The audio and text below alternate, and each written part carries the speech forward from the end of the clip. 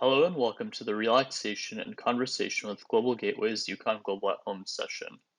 My name is Sahil Lal and I work for the Office of Global Affairs and will be facilitating today's session led by Pamela, Angus, Stephen, and Shaina from Global Gateways. Global Gateways will be leading simple activities including do-it-yourself sugar scrubs, stress relievers, and folding origami. Participants may follow along while we discuss how they are adjusting and coping with quarantine. Global Gateways is a program under the Asian American Cultural Center, ASAC, that serves as a platform for international and domestic students alike to connect and chat. We hope to educate and integrate students of different cultural backgrounds by encouraging them to communicate and gain a better understanding of one another. I would now like to turn it over to Global Gateways. Hi, I'm Pamela. Hi, I'm Angus. Hi, I'm Stephen. And there should be Shaina. Okay, so I was gonna show you guys how to make some origami stars. So here are some that I made ahead of time. They're not the prettiest, but you can obviously get better with practice. All you need for this is some paper, and I have star paper here. But if you don't have this, you can just make your own, basically just by cutting strips of paper. So this star paper is 1132 inches by 9 5/8 inches. But you can basically cut out strips however long you want or however thick. So here I have examples of using regular computer paper of 3/8 of an inch by 8.5 inches, or even 1/4 of an inch by 8.5 inches. And that will like get you like different size stars. So here's the 1/4 inch one, and here was that really smaller one, which is you can also use like regular lined paper. I thought that would be easy too, because like these already have the lines, so you can just cut those. But anyways, so to make a star, you just first you turn over to the side that you want on the inside, like not the design. So you can draw on your paper if you want to create some design or write a message maybe. But then, so to begin, you just tie it into a knot. So like this.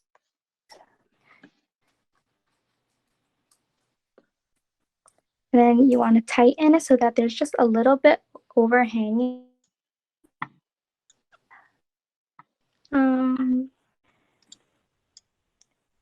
And just fold and make sure this part is kind of tight. So like crease it and press down to tighten the edges.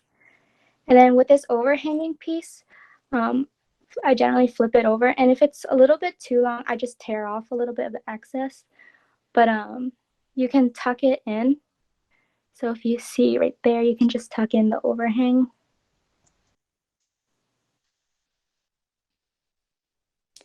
And then using the longer piece that is here, you just begin folding with the shape of the pentagon that you've created.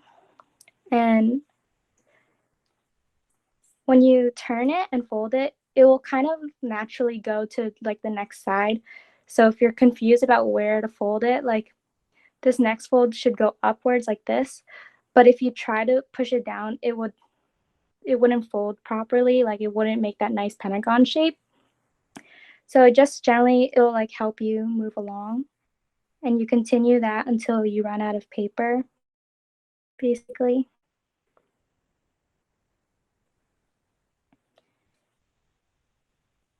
And with the leftover, again, you just tuck it into here. I find this to be kind of a little bit tricky at the end.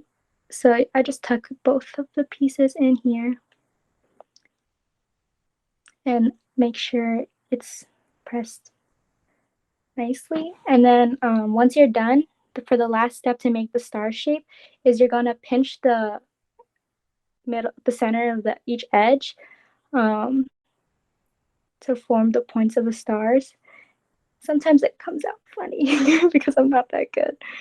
But basically for the pinching motion, you're gonna pinch the edges in, but like push it in towards the center rather than just like making a dent in the center of the edge. And that's basically it. Yeah, so you can make a bunch of those and kind of collect them. And I thought it was kind of cool. Like one or two looks simple, but eventually you can create like a bunch of them and put them in a jar and maybe make some for your friends or something. Or if you decide to write in them, you can put like wishes or something. But yeah. And then for my next demonstration, I have this jumping frog. So this is what it would look like. Oh, and it just fell. But yeah, you can just make it jump by putting on this edge. Yeah, so what you need for this is just a piece of square paper. You can just cut out any size square, but the smaller it is, obviously the harder it'll be to fold.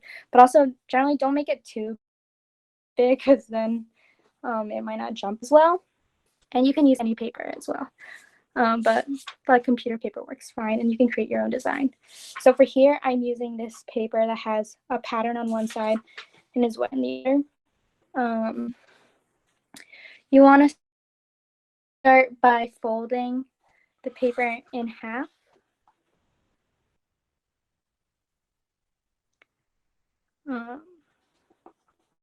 Like that. And you want to make sure that when you fold it in half that the design, if you have a design, is facing the outside. Start with the plain side and then fold inwards. And then you open it up and then turn it. So that's your initial fold, and you're going to fold it in half again the other way.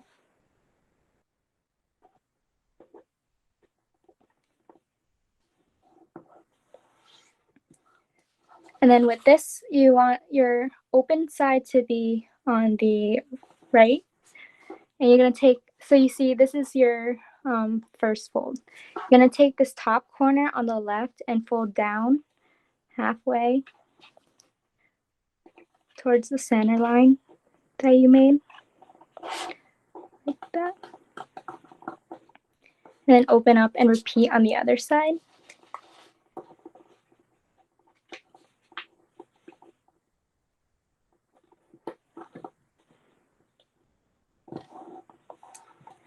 And this should get you an X shape right here.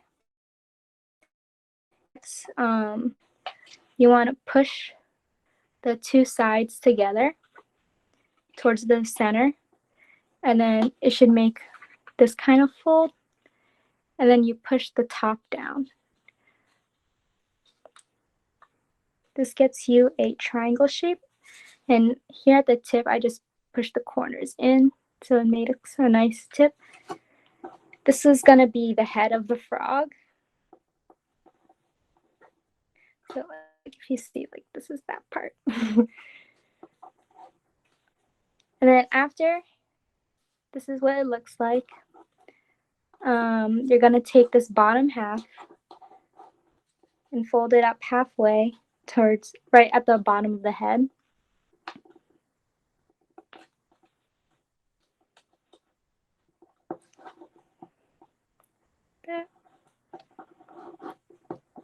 And again, it's pretty important that you crease all of your edges so that they're nice and flat. After that, so this part there is like this. So you're gonna take this and fold the bottom half in halfway, but underneath this top fold, like this.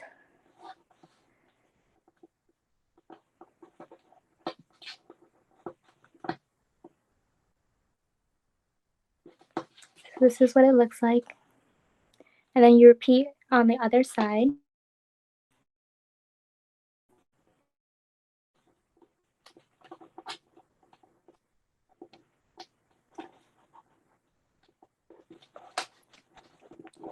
this is what you have now.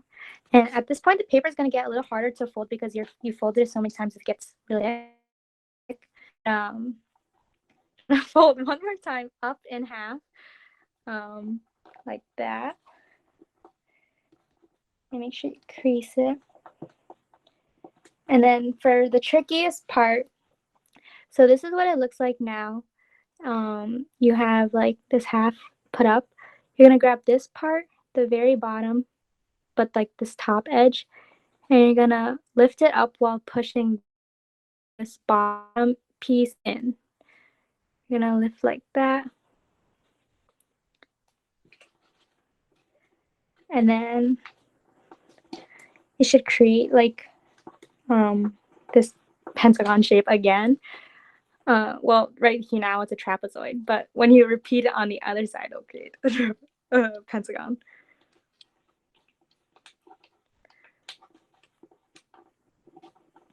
Kind of, some rough shape. So this is what it looks like. It's kind of wrinkly, but yeah. So then now you can create the arm and legs of the frog. So for the arms, you're gonna take this top triangle and fold up the points like this. You see, you just fold this top point up.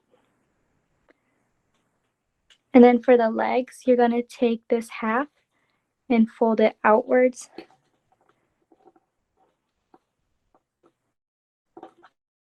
That's one leg. And repeat on the other side.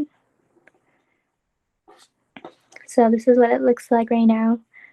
That's the frog. And to make it be able to jump, first you're gonna fold this frog in half. So right like there where you made everything, just fold it in half. And then fold it back down again in half. Like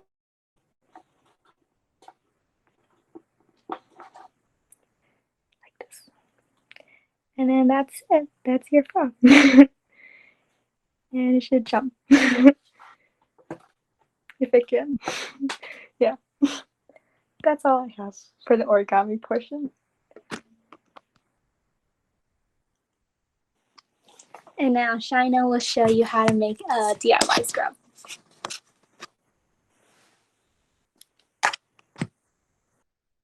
Okay, cool. So hi, I'm Shina. I'm going to be doing a DIY scrub, and I'll start off doing a basic one, and then I'll talk about some additions that I do and others that you can do to sort of make it more personalized for yourself. So first thing is I have a cup with brown sugar, and typically whatever you have for your base and your exfoliant, you want your exfoliant to be 2/3 to whatever your base is. So common bases are coconut oil and honey, and it's kind of important which one you use. So honey is good for like acne. It has antioxidants and it's antiseptic. So it's really good for acne, but it will also dry you out. Coconut oil, on the other hand, is really good at declogging pores. And also if you have sensitive skin, exfoliants do cause like lacerations. So this kind of helps to alleviate that. So I have sensitive skin, so I'm going to use coconut oil. And spoon. I'm just going to be taking some and putting it in with the brown sugar.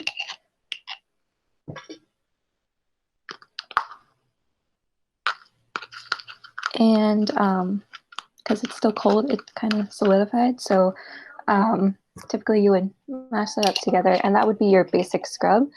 And